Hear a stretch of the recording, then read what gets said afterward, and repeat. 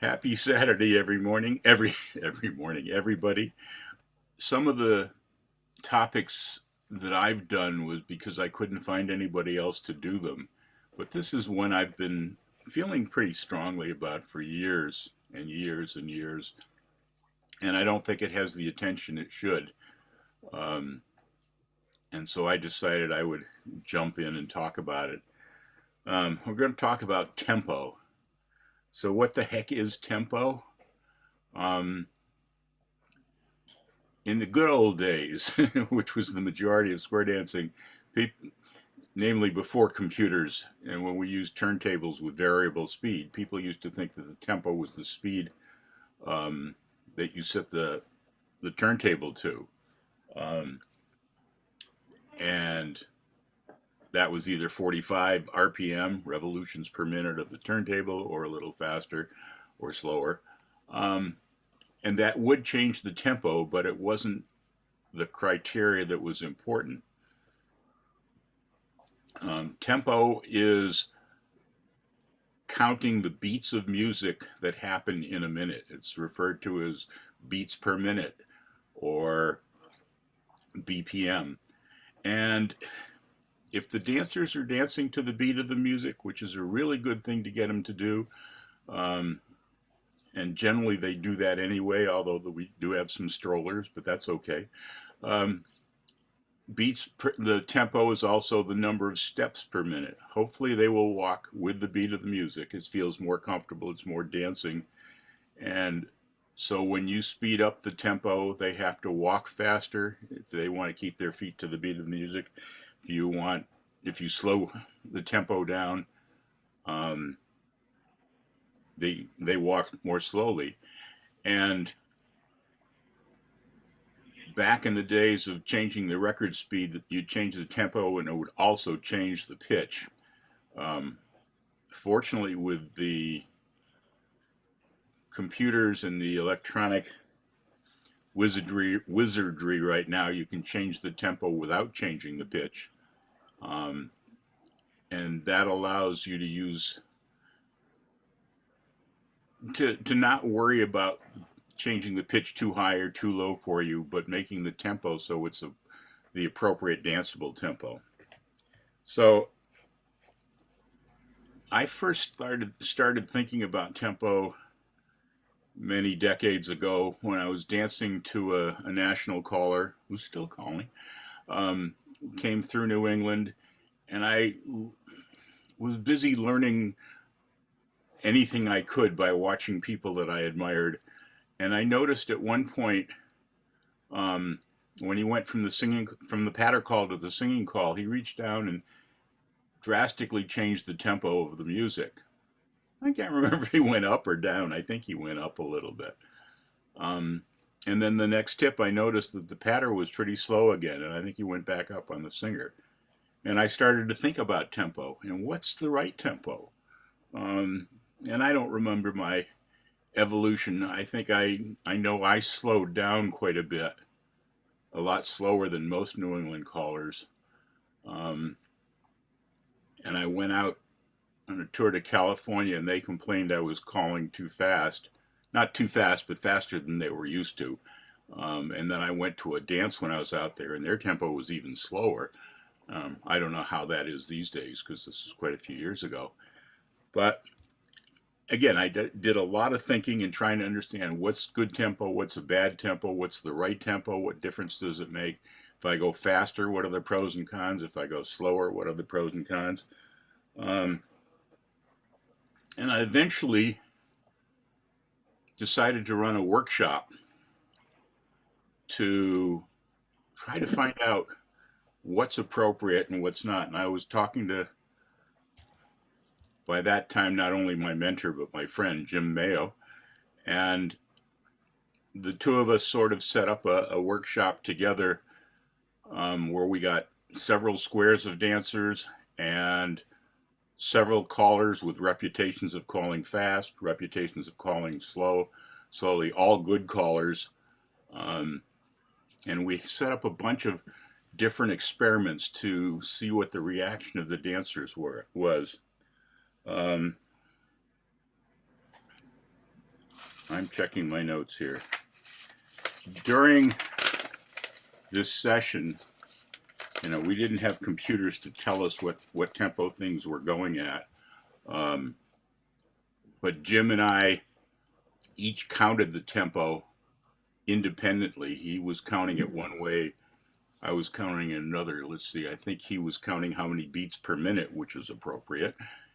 And I was counting, and I had a little electronic metronome that I would sync up so I could read what speed it was that they were getting to the best of my syncing it. So the results on the tempo was pretty confirmed between two different people, two different approaches. I hate to take the time to do this, mostly because I'm a poor reader, but after we finished the workshop, not immediately after, Jim Mayo wrote a report, and I want to read his report, and then I'll talk about my thoughts on, because he pretty much described what I remembered, but came up with slightly different conclusions. So I want to give you those of an expert first, and then my thoughts on it. But notes from a tempo workshop. This was November 5th, 1992. So it's not a new topic. And we know square dancing isn't either. And Jim wrote, organized by Don Beck with callers Sean Cuddy, John Hendren, Everett Mackin, and Jim Mayo. 3.5 squares of dancers were invited, ranging in age from early 30s to past 75. So we had a variety to choose from there. In a dancing experience, with dancing experience from 3 years to more than 30. So we had a cross section there also. The dance material used was standard plus, standard being standard applications. We weren't trying to get tricky, which was comfortable level for all those in attendance. Needless to say, I'm reading Jim's words, but reading between the lines also here. We started by asking each caller to call a segment, less than half a record, using a familiar record set, which was set to whatever speed or RPM felt comfortable to him. In other words, take a record you like, use it at the speed you normally would. We counted, the range of tempos went from 118 to 132. Now, if you guys aren't familiar with tempo, most of you are, but people used to say calling it 130 beats per minute was a good thing. People now, I'm guessing, average 125, but I don't know, 128. Some, teen groups dance at 132 or jog at 132. But this was quite a range, 118 to 132 beats, just the callers we had, which meant we picked a successful cross-section of callers. The dancers reported notable differences in speed, is what they perceived it as. Further discussion suggested that these differences could be attributed to the style of delivery, which means how many filler words were used versus just prompting, and also very minute differences in timing. All these callers were proficient and their timing was good.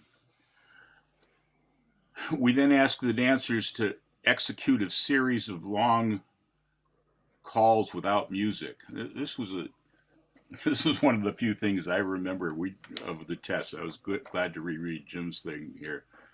I wanted to see what a normal walking pace was for people without influencing them by the music.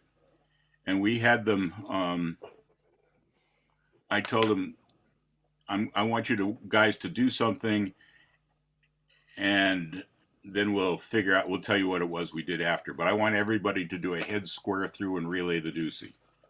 Stack the calls. They remembered the call, obviously, but there was plenty of time with their walking for us to see what a natural walking pace was. Continuing with Jim's thing, the tempo that they settled on was about 120 beats per minute. and it increased slightly as they moved through the movements. I didn't remember what that number was, but I remembered it was fairly low. We then asked the dancers to form a circle and promenade to a tape, and I'd forgotten this, but this sounds cool. And the tape they were just going to promenade in a big circle, and the tape had different music, and they were going to walk with the music. The tape recorded with segments ranging from 115 beats per minute to 135 beats per minute. They reported that 115 is feeling slow. No surprise there. Again, and 135 is too fast. This was without worrying about timing of the calls, without worrying about filler words of the dancers, of the caller, and the presentation style. It's just the speed of the music. But anywhere between 120 and 130 was agreed to be comfortable. So interesting that they were comfortable walking at any of those tempos, be it slightly faster than their normal walking pace or not. It was fun for Jim and me to try and come up with different ways of trying to figure out what the dancers would respond to and what wouldn't. Next, we set a patter record that all callers found comfortable. It happened to be Joe Pat Sunshine. We set it to 124 beats per minute and let each caller call a segment with that same record, same setting on the turntable. Again, the dancers found noticeable differences in the sensation of speed. Discussion determined that these had to do with the use of filler words versus an essential prompting delivery. One observation that began to surface in that part of the program was that callers using more words also tended to use a tighter timing. The timing differences were agreed by those observing callers to be less than a beat, 1 beat per minute, or less than half a second. 120 beats is exactly 1 beat per half second. One of the callers then tried using the same tempo to call first with a prompt style and then call with added filler words. This did increase the sense of speed, but also the dancers and observing callers agreed that the timing was tightened slightly when he used the extra words.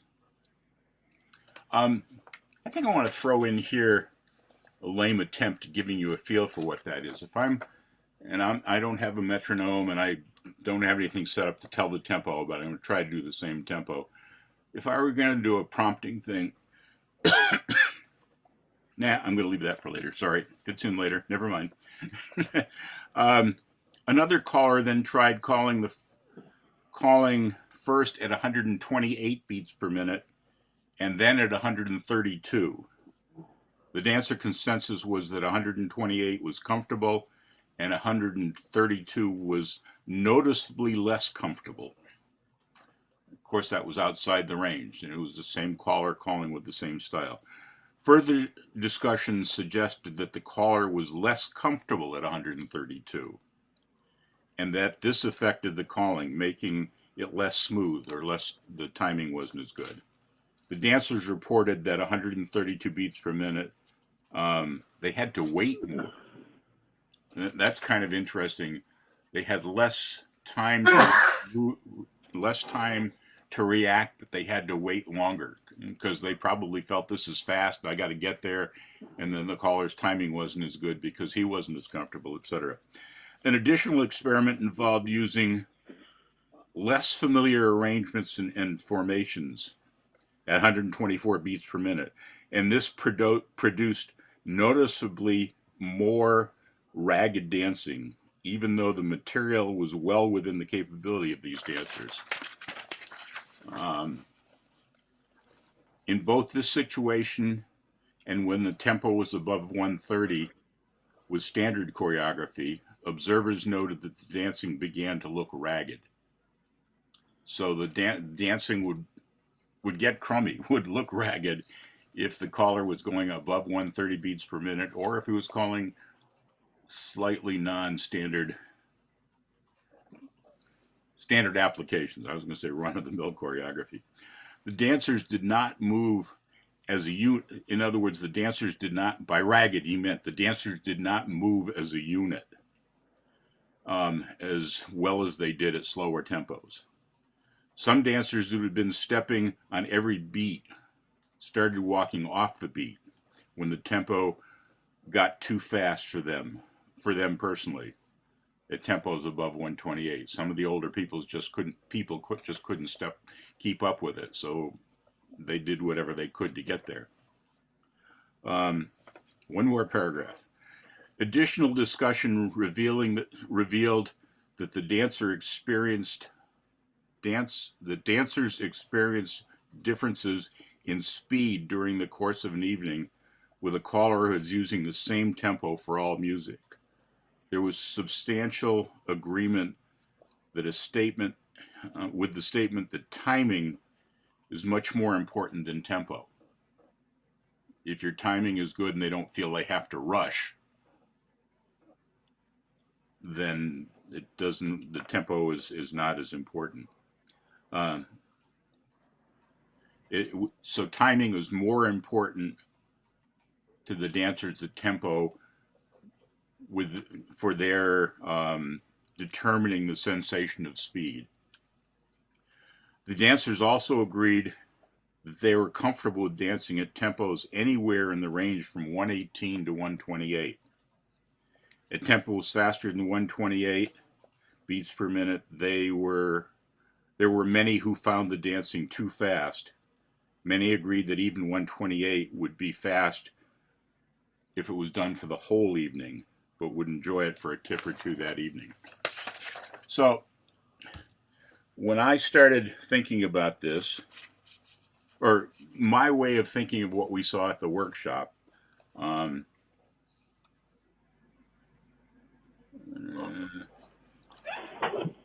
was I had predetermined ideas of what this was because I'd been thinking about it for years. And to me, I'm a proponent of slower tempos, and I will explain why and the pros and cons of them in a moment. But I was surprised by the results of this experiment, this evening of dancing. And I guess I'm glad to say I was surprised in that I didn't have, even though I had a predetermined thing what I expected to see, I was open enough to see what actually happened. I was surprised that they were willing to dance up to 128. I think I was calling it about 120 average in those days. What I finally realized, what dancers could tell the difference was not the speed within the physical comfortable range, that it wasn't the speed they were moving, namely the beats, steps per minute, namely the tempo, but it was their perception of the speed by the way the delivery was. This really opened things up for me. So, as I say, I'm a proponent of slower speeds. How we doing time-wise? Boy, am I rambling on. We're getting there, though. Why would one want slower? If you go to slower speeds, one, it's less tiring.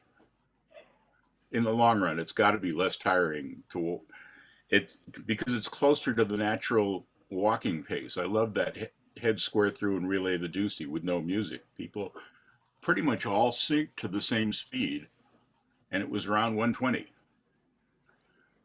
And my thinking at the time is, we're walking through these movements. We don't have to be jogging through them. But maybe I was wrong. I don't know. But so the pros is closer to the natural time walking pace. This is the big thing that I think of. When you think of it, whether you think about it or not, a slower tempo allows more thinking time. That's both thinking for the caller to deliver smooth stuff and more thinking time for the dancer. Now, this turns out to be really split seconds in difference, but if you try it, you will notice it. Um, may I share the screen for just a moment, Mr. Control Man? I believe you should be able to. I can. Okay. I made up this chart yesterday. I assume you're all seeing it. Um, I hadn't really looked at it this way before, but setting up your music with, from 118 through 132, typical stuff that people would be using. This is how many seconds per beat of music, anywhere from a little over a second to a little under a second. Not a heck of a lot of difference. As I say, 120 works out to be exactly half a second. 120 beats divided by 60 seconds, and it works out evenly. Then I realized that most calls take 4 beats or more, or that's a good average. So how many seconds for 4 beats? Anywhere from 2.03 to 1.82. So a difference from the 132 to 118 is what? My mind's not thinking today. But anyway, I decided that let's take 124 as an average. And if I go to 123 for 4 beats, they have an extra 0.016 seconds thinking time, and so do I as a caller. Or if I go to 120, they have an extra 0.065 seconds, and so do I as a caller. Not a heck of a lot of difference.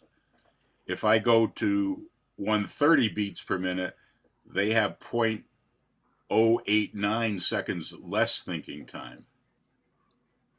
But there is a certain amount of thinking time difference. It's not much. It's surprisingly small. But the human brain really perceives that. I'm going to stop. Does anyone want to continue looking at this for a second until I go away from it? I see no hands raised. That's great.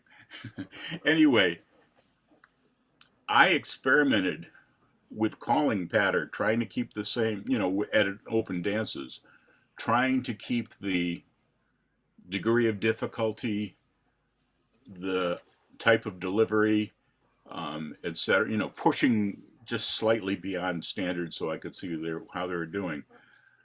I found that just changing beats per minute by 1 or 2 or 3 beats really there was that fraction of a second was enough additional thinking time for the dancers to get through more difficult material. So I thought that was a worthwhile advantage. Slow it down and let them dance better, let them succeed more, and give me a little more thinking time in the process, although I never thought of that until last night. So continuing on from there, what are the cons of going slower? There's a perception of slowerness. It's less exciting for the dancers. It could feel draggy. But as our workshop showed, it's not really the speed, it's the perception. So when I found calling slower dragged more, I had to put in more perception of speed to build up the excitement, despite giving them the extra thinking time, that split second that seemed to make a difference. And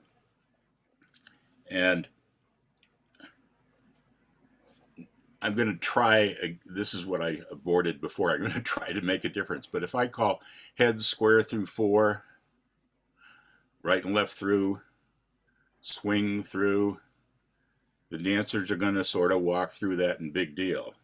If I put in more filler words and say head two couples square through, meet the outside, right and left through, turn that girl and swing through. Same tempo, I think. I'm trying for that. But it just has a little bit more action to it. And then if I really want to make them think they're the perception of speed, but still have that thinking time, is head two couples square through, meet those two, do a right and left through, turn her and swing through, then the boy. So I hope you could tell the difference between those three methods of presentation.